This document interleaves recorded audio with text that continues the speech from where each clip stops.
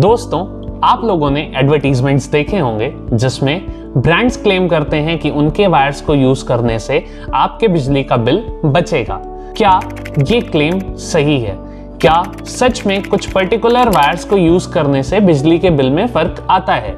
अगर आपका भी यही डाउट है तो आप सही जगह पे आए हैं। इस वीडियो के लास्ट तक आपका ये डाउट पूरी तरीके से क्लियर हो जाएगा। हेलो दोस्तों, welcome to our YouTube channel Electro बाजार।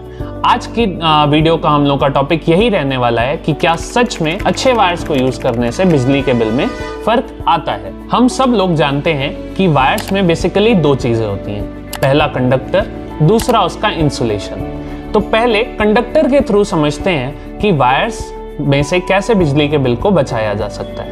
दो तरह से आप इसको ले सकते हैं। पहला, अगर आपका कंडक्टर 100% प्योर कॉपर से बना हुआ है तो कॉपर एक ऐसा मेटल है जिसमें रेजिस्टेंस सबसे कम होता है। अब जब रेजिस्टेंस कम होगा तो एनर्जी लॉस भी कम होगा।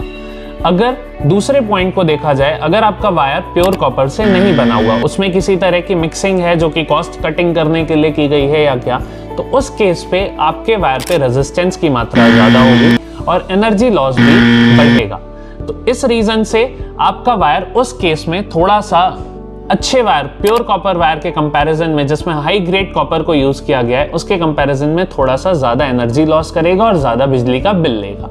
साथ ही अगर वायर में गेज का डिफरेंस है तो जिस वायर का गेज बेटर होगा उसमें लोड कैरिंग कैपेसिटी भी बेहतर देखने के लिए मिलेगी। समझने के लिए अगर हम लोग दो वायर्स को उठाएं जिनका सेम स्क्वायर mm पे बेस्ड है, तो अगर कोई वायर फुल गेज वायर है और दूसरा अंडर गेज वायर है तो फुल गेज वायर पे हीटिंग थोड़ी सी कम होगी, उसका लोड लेने की कैपेसिटी क्योंकि ज्यादा है तो सेम लोड पे उसकी हीटिंग अंडर गेज वायर के कंपैरिजन में थोड़ी सी कम होगी। अब जब हीटिंग कम है तो एफिशिएंसी इंप्रूव करेगी और एनर्जी लॉस कम होगा। वाइस वर्सा, आपका अगर अंडर गेज वायर है तो उसमें हीटिंग ज्यादा होने की वजह से एनर्जी ड्रॉप भी बहुत ज्यादा होगी, एनर्जी लॉस भी बहुत ज्यादा होगी और एफिशिएंसी भी घट जाएगी। तो इसलिए ये पॉइंट कंडक्टर वाला बहुत ज्यादा इंपॉर्टेंट होता है इस केस पे। अब दूसरे पॉइंट इंसुलेशन पर आते हैं। इंसुलेशन किस तरह से हेल्प कर सकता है एक वायर को बिजली बचाने में? देखिए, अगर आपने किसी अच्छे ब्रांड के वायर को यूज किया है तो उसमें आपको दो फीचर्स देखने के लिए मिलेंगे, पहला फ्लेम रिटार्डेंट और दूसरा हीट रेजिस्टेंट। अगर इंसुलेशन में हीट रेजिस्टेंट वाला फीचर है तो वो हीटिंग को कम करेगा, वायर को हीट होने से बचाएगा, जिसकी वजह से एनर्जी लॉस कम होगा, एफिशिएंसी इंप्रूव होगी।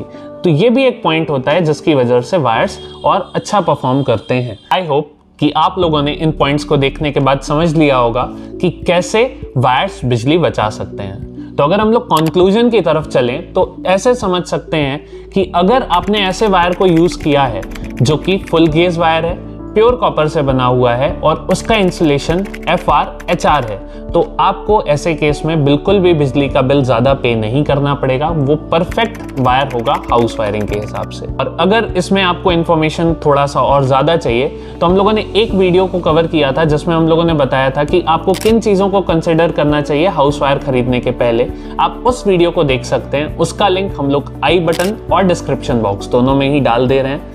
अगर आपको ये वीडियो इन्फॉर्मेटिव लगी है तो प्लीज इस वीडियो को लाइक करिए, चैनल को सब्सक्राइब करिए और बेल आइकन को दबा ताकि आपको ऐसी इन्फॉर्मेटिव वीडियोस बार बार देखने के लिए मिले। Thank you.